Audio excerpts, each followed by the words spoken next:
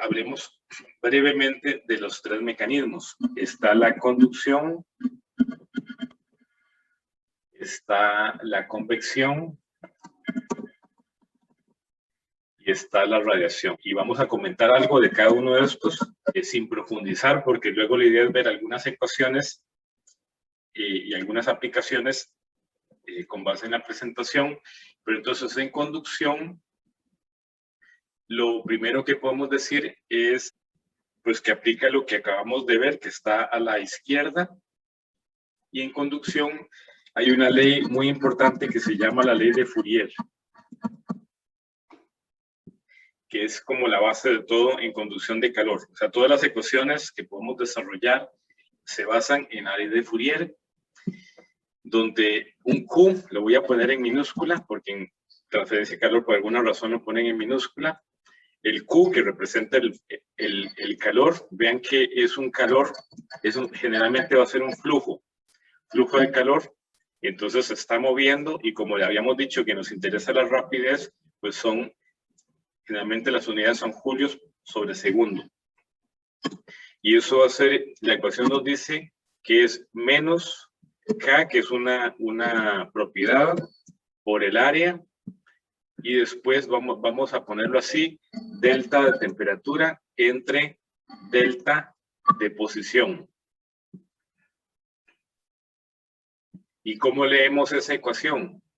Esa ecuación la descubrió este señor Fourier hace como 200 años, que era un señor francés, un científico, y entonces él encontró haciendo experimentos que el calor era proporcional al área. Vean, así podemos analizar siempre en las ecuaciones si es proporcional o si es inversamente proporcional, y eso nos da ideas de qué significa eso. ¿Qué es proporcional? Que entre más grande el área, más grande el calor. Imagínense la pared que ustedes tienen aquí a la par de su cuarto, digamos, en la sala de su casa, y a la par tenemos una pared. Entre más grande sea esa pared, pues si hay digamos, un calentador, una caldera, una estufa del otro lado, pues entre más grande la pared, más calor puede pasar a donde estoy yo. Luego ven que el delta T está arriba, entonces el calor también es proporcional al delta T. ¿Qué significa eso? Que entre más caliente esté la estufa al otro lado de la pared, mayor es la diferencia de temperaturas y entonces va a pasar más calor. Entre mayor sea la diferencia de temperaturas entre el otro lado y este lado. O sea, entre ambos lados de una pared. Y vean que el delta Z está en el denominador. ¿El delta Z qué sería? Una distancia o también un espesor. En conducción de calor generalmente son paredes y entonces digamos que es el espesor de la pared. Entonces, ¿qué significa esto? Que es inversamente proporcional. El calor es inversamente proporcional al espesor de la pared. Bueno, que entre más gruesa sea la pared, menos calor va a pasar. O sea, esa es la relación inversa. Al revés, si la pared es más delgada, más calor va a pasar. Eso es básicamente la ley de Fourier. Y entonces aquí esta D mayúscula representa un delta, una diferencia. Pero esto también lo podemos encontrar en forma de derivada dt entre dz, y eso tiene muchas aplicaciones. ¿Qué es la K? La K es una propiedad que se llama conductividad térmica. Y entonces en los libros de transferencia de calor y en otros manuales, nosotros podemos encontrar conductividad térmica de diferentes materiales, pues para hacer cálculos de este tipo. Las unidades de esta propiedad son watts sobre metro sobre grados Celsius. Las unidades típicas, acuérdense que watts es julio sobre segundo. Y entonces ustedes pueden corroborar viendo la ecuación, sustituyendo las diferentes dimensiones, que en efecto estas son las unidades de la conductividad térmica. Y entonces hay materiales, esto de la conductividad térmica se relaciona con si un material es buen conductor del calor o mal conductor del calor. Y entonces esto está relacionado con un tema que son, por ejemplo, los aislantes industriales, que puede ser un tema de interés para nosotros en algún momento que queramos aislar un tanque o que queramos aislar una cámara fría, o que queramos aislar un cuarto. Puede ser que incluso afuera esté muy caliente, eso se usa incluso en edificios. Ustedes pueden tener un laboratorio, un cuarto frío o un cuarto limpio en una industria y hace mucho calor afuera. Entonces yo quiero aislar del calor ese cuarto, pues entonces yo puedo poner un aislante en las paredes y en el techo.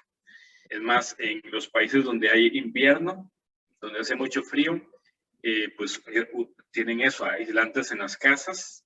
E incluso, pues, vean qué interesante, en las ventanas, ¿cómo hacen en las ventanas? Para hacer un comentario con respecto a dos aspectos interesantes de este tema de los aislantes térmicos, que ustedes conozcan un par de detalles. ¿Cómo hacen en los países donde hace mucho frío, que tienen que tener ventanas, que las ventanas son transparentes y el vidrio, digamos, es delgado? Por el momento no digamos nada del espesor del vidrio, pero tengo que aislar esa casa y el calor va a entrar o va a salir, más bien va a escapar por esa ventana. Entonces, ¿qué solución, que algunos de ustedes conozcan, qué solución existe en esos países para aislar la parte de las ventanas?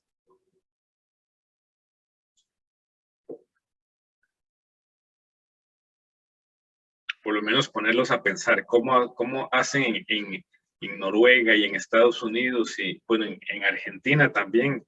Los inviernos son muy fríos para aislar las ventanas.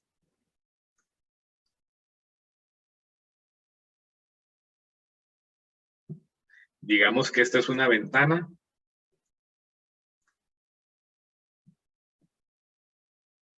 Y ese es el espesor de la ventana.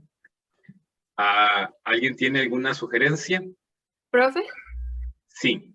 ¿es algo provisional o lo dejan para todo el invierno? Para todo el tiempo, digamos. ¿O Se deja solo para todo el tiempo. Se tiene que construir la casa de una ya vez con con esa característica. Aquí no sé, tenemos un vidrio. tal vez algún Pensemos, tipo, adelante. ¿Algún profe, tipo? de polímero?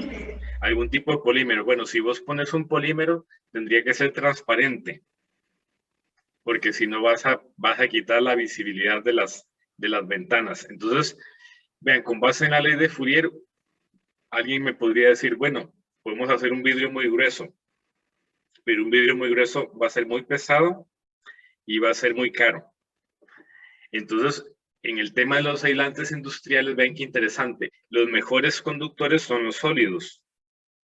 Y dentro de los sólidos hay materiales que son buenos conductores como los metales y malos conductores como el plástico o la madera. O sea, pero en general son mejores conductores que, por ejemplo, un líquido, y los peores conductores son los gases. Eso es importante. Los gases son malos conductores.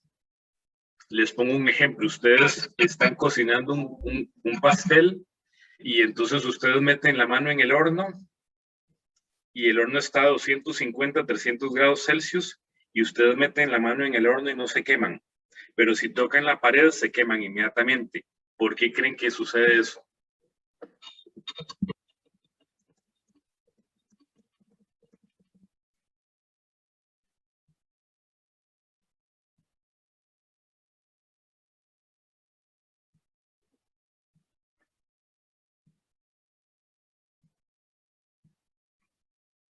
Eso sucede porque el aire es mal conductor del calor.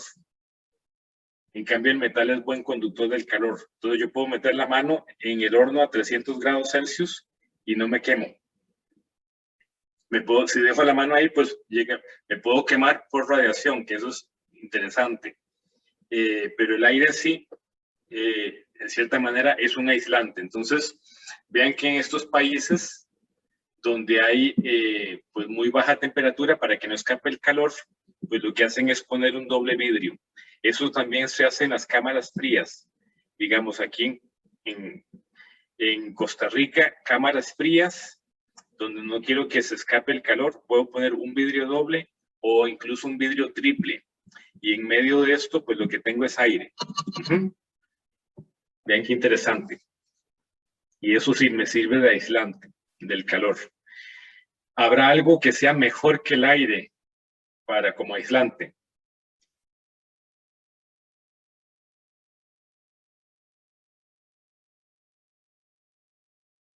digamos, necesito todavía algo mejor en ciertas aplicaciones. Pensemos por ejemplo, en un tanque de nitrógeno líquido. En el laboratorio de química. Eso está a menos 200 grados Celsius, más o menos. Menos 176, creo. Entonces es mucha diferencia de temperatura. Entonces podríamos decir que el aire siempre va a transmitir, va a haber transmisión de calor. Yo quiero todavía mejorar eso, entonces, mejorar el aislamiento. Ven que en los tanques de nitrógeno líquido también tienen doble pared. Ahora, después del segundo receso, puedo enseñarles un aparato que se llama el frasco Dewar, que está dentro de los famosos termos que nosotros usamos para guardar café caliente o algo caliente o algo frío. Y ese mismo aparato se usa para guardar nitrógeno líquido en los laboratorios. ¿Habrá algo mejor que el aire?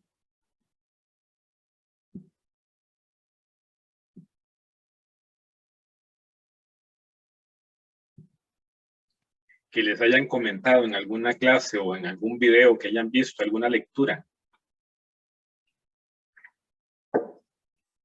Para que haya conducción, muy importante, para que haya conducción de calor yo tengo que tener un material, tengo que tener moléculas, tengo que tener alguna sustancia sólida, líquida o gaseosa. Entonces yo quiero cortar el mecanismo de conducción. Si yo elimino el aire en medio de esas dos paredes, ¿qué es lo que voy a tener?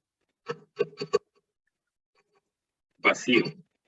Entonces el vacío, si yo hago vacío entre esas dos paredes, tengo todavía un mejor aislante. ¿Por qué? Porque si no hay material, si está vacío, entonces no hay conducción. Vean qué interesante. Entonces el vacío es un aislante. Y entonces hay aplicaciones donde se usa, además de la doble pared, se usa vacío. Y eso hace un aislamiento todavía mejor. ¿Profe? Sí. ¿Eso es similar a lo que hacen en los aviones? Bueno, en las ventanas de los aviones. En los aviones. ¿O no? Es que yo sé que hay como una doble, damos un espacio entre dos piezas de vidrio, creo que es. Pero no sé si es vacío o no. No creo que sea vacío, porque imagínate, tendrías que hacer vacío en todas las ventanas y además tendrías que mantener ese vacío.